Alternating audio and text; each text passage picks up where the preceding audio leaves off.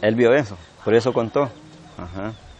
Y también había otro oficial, solo voy a decir el apellido Escobar. Él era el ejecutivo del batallón. Y lo mismo, donde vio que era de más.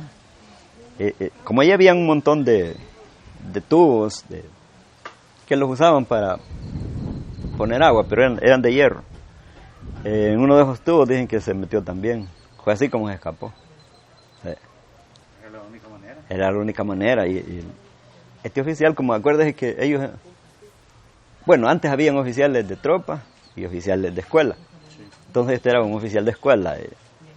Son oficiales de ricos, por decirlo así. Entonces por eso es que el hombre era distinguido. Era chelón, alto, fornido. Y así también se llevaron unos cadetes, otros los mataron. Hubo un cadete que era malo, el cadete, malo en el aspecto que no amagaba a darle a uno su... ¿Charra era? Sí, era charra. Él estaba en una posición, pero ese ya tenía hostigada la tropa. Entonces, cuando fue ese ataque, los soldados vieron que se lo llevaron vivo y no lo rescataron. Pero no lo rescataron por lo estaca que era él. Ese sí que era, o sea, se aprovechaba quizás de su mando. Cuando nosotros ya andábamos por toda esa zona, recogiendo esos, era tipo 6 ya de la mañana. Pero ya los elementos de la guerrilla ya se habían retirado, porque como ya no había nada que hacer ahí.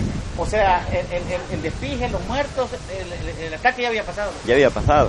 ¿Y no reventaron la presa? No, es que iba a ser un desastre.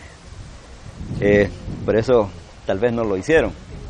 Pero sí, realmente, cuando nosotros íbamos recogiendo y viendo ahí, rescatando a alguien, algún herido, ahí encontramos los muertos, encontramos de la guerrilla. Luego, esa gente luego llegó refuerzo de la 4ª Brigada, llegó refuerzo de la Tlacat y llegó refuerzo de la Fuerza Aérea. Pero ellos cayeron así como en esas lomas, ¿no? Y la guerrilla iba ya como en esa vaguada, por ejemplo. Ya para cruzar ahí, irse. Allá los levantaron de a metro los otros. Sí, es que yo le estoy hablando de la realidad porque yo estuve ahí. Y fue el único guardia que se ¿cómo le digo? Sobrevivió, porque entonces... Y cuando iban los aviones, se miraba, se oía que les disparaban. Sí, claro. Sí, pero ya a los alrededores, ya en las montañas, los cerros que habían ahí. Porque ellos dicen que se miraban las columnas y los agarraron. Sí, es que como ya se habían retirado, porque ya habían acabado, ya no tenían nada que hacer ahí. Entonces, ya los cañones de 120 milímetros, como no los podían llevar por muy pesados, solo los dejaron ahí con minados. No los explotaron, pero los dejaron minados. O sea, no sé cuál era el objetivo de ellos. ¿Poner más gente después? Quizás solo, sí, claro, en ese momento. Pero en sí, porque si uno de los objetivos va a un lugar es por acabarlo, destruir armas, destruir todo. Pero estos dejaron los cañones o los dejaron minados. Obviamente, pues alguien iba a llegar y iba a caer, pero esas ya son trampas de secundaria, ya no es en sí el propio objetivo. Entonces, llegó la 4ª Brigada, el Atlacat y la Fuerza Aérea, que se desplegaron a los alrededores. Cuando llegó la 4ª Brigada, hicieron contacto con nosotros, visual por supuesto, y de ahí ellos nos empezamos a comunicarnos, porque ya nosotros ya no teníamos comunicación, porque inmediatamente se bloquearon toda la radiocomunicación. Entonces empezamos a hacer contacto y nos identificamos que éramos del 2º batallón, los sobrevivientes, y ya ellos llegaron, y ya empezaron pues a recoger muertos, las armas, pero alrededor estaba todavía combatiendo ya la Fuerza Aérea, el Tlacat, ya estaban a los alrededores, porque ya habían llegado allá la noche antes. Sí, entonces ahí hubo cantidades de muertos, porque pasaron 2, 3, 4 días. En 4 días un cadáver se empieza a descomponer. Entonces ya empezaban a llegar los sopes. Y así en las montañas, las lomas, ahí estaba la seña del sope ahí cayendo. Cabal, cuando se iban a buscar, ahí estaba el muerto. Ahí pues ya no se sabe si, ya no anduve yo viendo eso, porque nosotros como segundo batallón nos conocíamos, pero como ahí ya llegaron otros a recoger todo eso, lo único que vi es de que solo hacían medios, los trabajadores de la CEL, medios zanjitos, ahí echaban el cadáver, le echaban gasolina y le daban fuego. Yo pasé como unos 5 o 6 años que yo no podía comer carne asada. Porque yo veía aquello cuando se estaba quemando la carne, aquella como que era carne asada, así con burbujitas de aceite y aquel olor penetrable. Entonces ahí hay mucha gente soldados que se perdieron, pero hay 2 cosas: o se los llevó a la guerrilla, o son partes de esos que se quemaron ahí, porque nunca se hallaron. Por aquí tenemos un compañero que vivía allá en aquellas casitas de allá. Él nunca apareció hasta hoy. Entonces, y estábamos ahí una noche antes, estábamos hablando ahí en la ranchería. Un día antes estuvimos hablando con él. Y desde entonces ya no lo volví a ver. Pero fue esas cosas. O se enterró ahí, o se lo llevaron vivo. Pero si se lo hubieran llevado vivo, me imagino que hubiera un indicio de que está vivo. Pero así como eso, le digo que ahí se les dio fuego, ahí se enterraron, a lo mejor ahí quedó. Bueno, a pesar de que en ese entonces yo entré en el 84 y él me parece que en octubre del 84 murió. Entonces, puede decir de que casi no lo conocía. Pero sí, después ya nos empezamos a través de la historia de él, de que era un buen elemento, un buen hombre y que andaba al frente del combate. No estaba en las oficinas, no, él estaba combatiendo. Entonces, pues, y un jefe así es digno de seguir, de imitar, hay que guardarle lealtad y fidelidad. Y la tropa es una motivación, claro, inigualable ¿verdad? Claro. Ahí yo lo veo videos ahí donde él en la misma tacita que él toma café, toma el soldado. Y eso, mire, eso es súper importante. Levantar la motivación de los demás. Pero hoy en día, pues, nada, lo tienen de menos a uno. Esas señoras, mire, en las noches ellas hacían turno. En las noches hacían turno. ¿En serio? Sí. No, cuénteme, no. Por ejemplo, ahí cuando pasó eso, en el DM1, bueno, ahí en el DM1, las tropas de allí hicieron un gran hoyo para meter los muertos que traían de ahí para allá. Ahí quedaron varios también en el cementerio de ahí del DM1.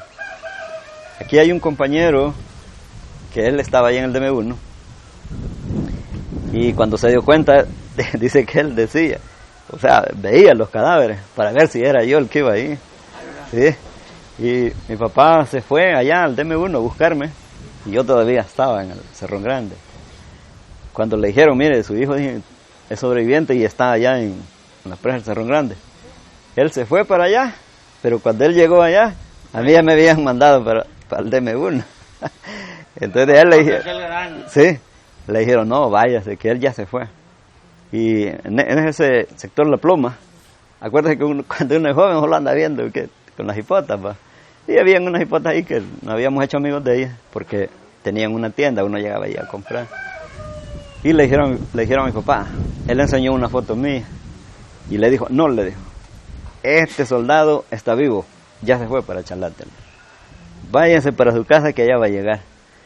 Al siguiente día, cuando él vino aquí, al siguiente día, venía yo para acá, ya del DM1 con licencia. Pero, qué terrible eso, porque... Los tatas lo iban a ver a una zona. ¿Hasta dónde? Imagina lo que hacen los padres por uno.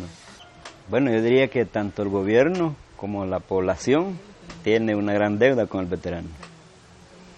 ¿Por qué? Porque éramos nosotros los que estábamos defendiendo, primeramente los intereses de aquel entonces, con la idea de que nosotros defendíamos la integridad del territorio y la soberanía nacional.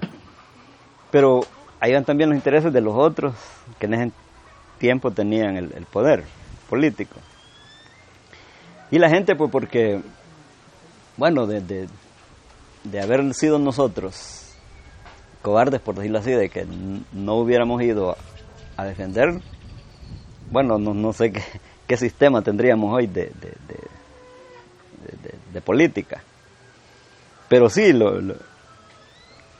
volviendo a su pregunta, creo que toda la sociedad tiene un gran, quizás no compromiso, sino que debe tenerle un gran respeto al veterano, porque somos los que en ese entonces defendimos la integridad de toda la gente. No exigir grandes cantidades, ¿verdad? O cosas, porque sabemos porque nuestro país pues no tiene capacidad para mantenerlo a uno, por decirlo así. Pero sí hay ciertas cosas que, por ejemplo, salud preferencial.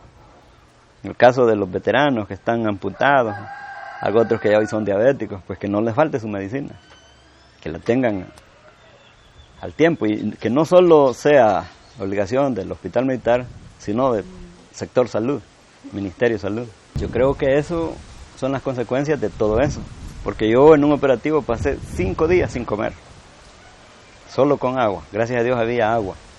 Entonces, ¿qué quiere decir? De que no será tarde que algún mi resultado me voy a sacar. Entonces, ahí donde uno requiere pues de la atención médica. Pero si uno va a veces, y peor si se identifica como veterano, a la cola lo mandan. O sea, como que hay un odio, no sé. Pero, o sea, es mal visto el veterano. A través de la historia, analizar y entender qué es lo que se pasó para que ellos no vuelvan a caer en el error, para que ellos no puedan volver a cometer los errores. Porque hay un dicho que dice de que el que no conoce su pasado, su historia, lo vuelve a repetir. Entonces, que estos jóvenes no tienen de menos a aquel veterano, o les cae mal la palabra veterano, pero gracias a ese veterano, ahora ellos viven en libertad. No es gracias a una bandera que hay libertad, no es gracias a un periodista que hay libertad de expresión, es gracias a un soldado. No es por un abogado que tiene derechos, sino es por el soldado que en aquel entonces defendió los intereses. Eso podría decirle yo a los jóvenes, que ahora tengan un poquito más respeto para con los veteranos. Aunque es un caso difícil porque ni sus padres lo respetan hoy. pero bueno, el consejo vale y es bien dado que sean un poquito más respetuosos con sus mayores. Fíjese que en aquel entonces, cuando uno iba por Chalate y encontraba ancianitos y uno pasaba, se quitaban el sombrero, se lo ponían aquí en el pecho, hasta que la columna pasaba, se quitaba el sombrero y se lo volvía a poner y caminaba. Mire qué gran respeto, en una zona conflictiva. Si iba en caballo, se levantaba el sombrero. El caballo siempre caminando, pero despacio, y la tropa pasando hasta que pasaba el último, se lo ponía. Sí, son de respeto. Entonces, ¿por qué no ahora la juventud dice que estamos en el siglo XXI? Entonces, ¿por qué no son más inteligentes y son más respetuosos? Sino que, porque estamos en el siglo XXI, hay más libertad, que recuerden que esa libertad nos ha costado sudor y sangre. Esto es para que nosotros lleguemos a comprender de que en verdad el conflicto nunca es bueno, la agresión nunca es buena, y que es mejor estar en paz con los demás. Y peor acá nosotros que lo hicimos con la misma sociedad, mismos hermanos. Entonces creo que muchas veces dicen que los políticos hacen la guerra, pero es el soldado el que la defiende, es el soldado el que lucha.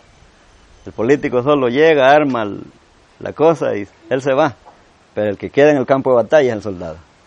Que el mundo vea pues de que una guerra no es algo sencillo, algo bonito.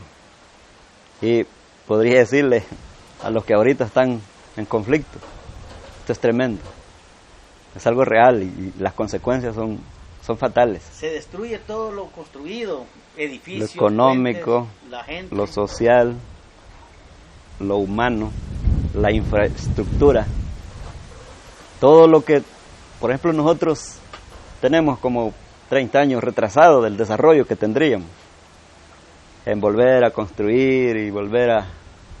Entonces, la guerra no trae nada bueno.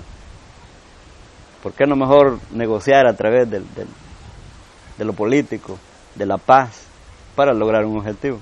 Dándole gracias a Dios, ¿verdad? Porque todavía estamos contando la historia, porque muchos compañeros ya no pudieron, y algunos otros pues están lisiados, algunos otros están ciegos, ya ancianitos, algunos otros ya murieron de viejitos.